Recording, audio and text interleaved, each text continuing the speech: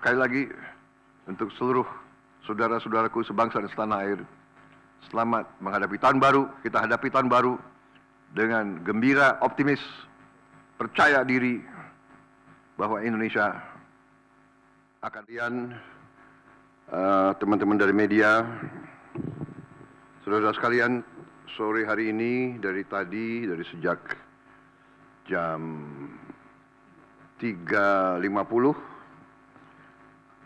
kurang lebih saya hadir mengikuti rapat tutup tahun dari Menteri Keuangan dan jajarannya. Jadi pada hari ini jajaran Kementerian Keuangan mengikuti arus masuk uang ke pemerintah Indonesia dari perpajakan, dari bea cukai, dari PNBP, ya. Kemudian karena tepat pada waktu nanti 00 berarti tahun anggaran 2024 ditutup. Tadi saya diberi paparan oleh Menteri Keuangan pelaksanaan dari APBN 2024 dan alhamdulillah di tengah tantangan global yang penuh ketidakpastian, penuh ketegangan, penuh penekanan terhadap perekonomian dunia seluruhnya yang mempengaruhi harga-harga komoditas, yang ujungnya mempengaruhi penerimaan kita, juga mempengaruhi harga-harga minyak dan gas. Ternyata kita masih bisa mengelola keuangan negara dengan prudent, dengan bijak, dengan hati-hati, dan kita masih mampu untuk mengendalikan defisit kita dalam koridor yang masih cukup hati-hati dan cukup mampu kita kelola. Dalam hal ini juga saya kira ada baiknya juga saya menyampaikan beberapa hal tentang kenaikan tarif pajak pertambahan nilai PPN yang mungkin masih ada suatu keraguan-raguan atau suatu pemahaman, ya, yang tepat, sehingga saya setelah koordinasi dan diskusi dengan Menteri Keuangan dan jajaran beberapa kementerian lain, saya merasa perlu bahwa untuk menyampaikan sendiri masalah PPN 12% ini. Jadi saudara-saudara sekalian, kenaikan tarif pajak pertambahan nilai menjadi 12% ini merupakan amanah, merupakan perintah dari Undang-Undang Nomor 7 Tahun 2021 tentang harmonisasi peraturan perpajakan. Jadi, sesuai kesepakatan pemerintah Republik Indonesia dengan DPR tahun 2021, kenaikan tarif dilakukan secara bertahap dari 10% menjadi 11% mulai 1 April 2022. Ini sudah dilaksanakan. Dan kemudian perintah undang-undang dari 11% menjadi 12% pada 1 Januari 2025. Besok. Kenaikan secara bertahap ini dimaksud agar tidak memberi dampak yang signifikan terhadap daya beli masyarakat, terhadap inflasi, dan terhadap pertumbuhan ekonomi. Saudara-saudara, sudah merupakan sikap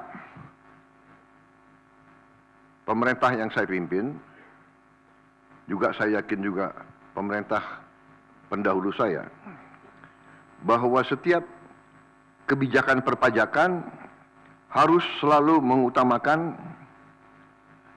kepentingan rakyat secara keseluruhan, perlindungan daya beli rakyat, serta mendorong pemerataan ekonomi. Komitmen kita adalah selalu berpihak kepada rakyat banyak, berpihak kepada kepentingan nasional, dan berjuang dan bekerja untuk kesejahteraan rakyat.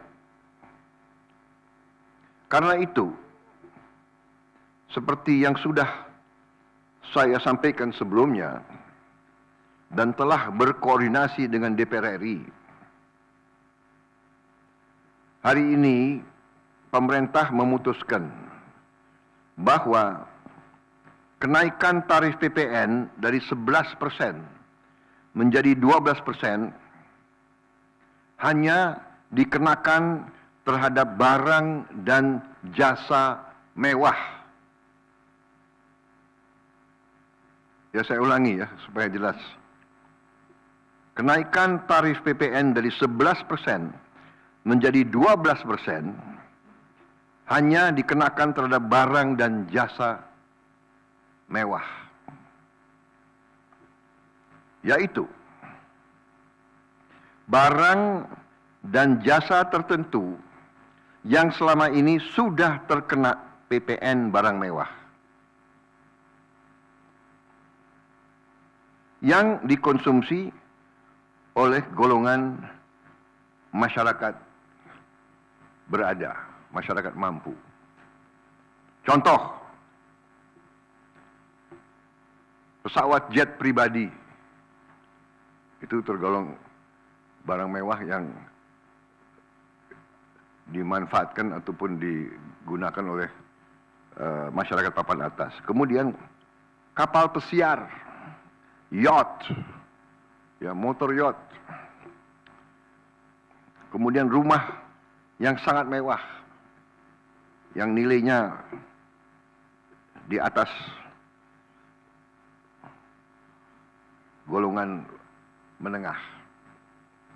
Artinya, untuk barang dan jasa yang selain tergolong barang-barang mewah, ya, tidak ada kenaikan PPN, yakni tetap sebesar yang berlaku sekarang, yang sudah berlaku dari sejak tahun 2022. Ya.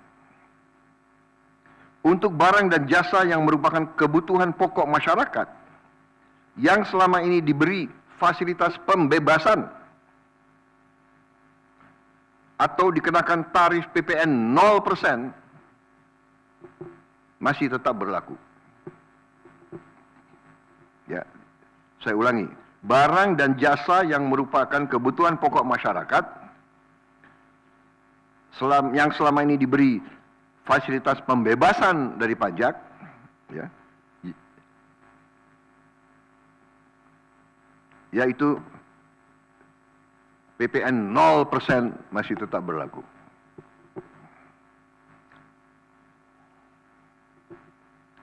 Pemerintah telah berkomitmen memberi paket stimulus.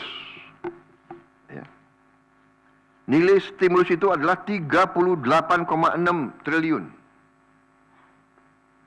Seperti yang pernah diumumkan sebelumnya. Bantuan beras untuk 16 juta penerima bantuan pangan, 10 kg per bulan. Diskon 50% untuk pelanggan listrik dengan daya maksimal 2200 volt. Pembiayaan industri padat karya. Ya. Insentif PPh pasal 21 bagi pekerja dengan gaji sampai dengan rupiah 10 juta per bulan Kemudian bebas PPh bagi UMKM beromset kurang dari 500 juta per tahun dan lain sebagainya. Jadi paket stimulus ini nilainya semua adalah 38,6 T. Untuk barang dan jasa yang dibutuhkan oleh masyarakat banyak, yang tetap diberi pembebasan PPN, yaitu tarif 0%, antara lain kebutuhan pokok, beras, daging, ikan, telur, sayur, susu segar, jasa pendidikan, jasa kesehatan, jasa angkutan umum, rumah sederhana, air minum.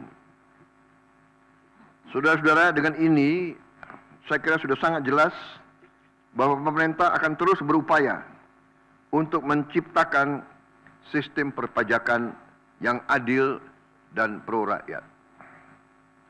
Saya kira hal-hal yang lebih teknis akan ditindaklanjuti oleh kementerian-kementerian yang terkait dan semua lembaga yang terkait. Saya kira itu saja dari saya. Terima kasih.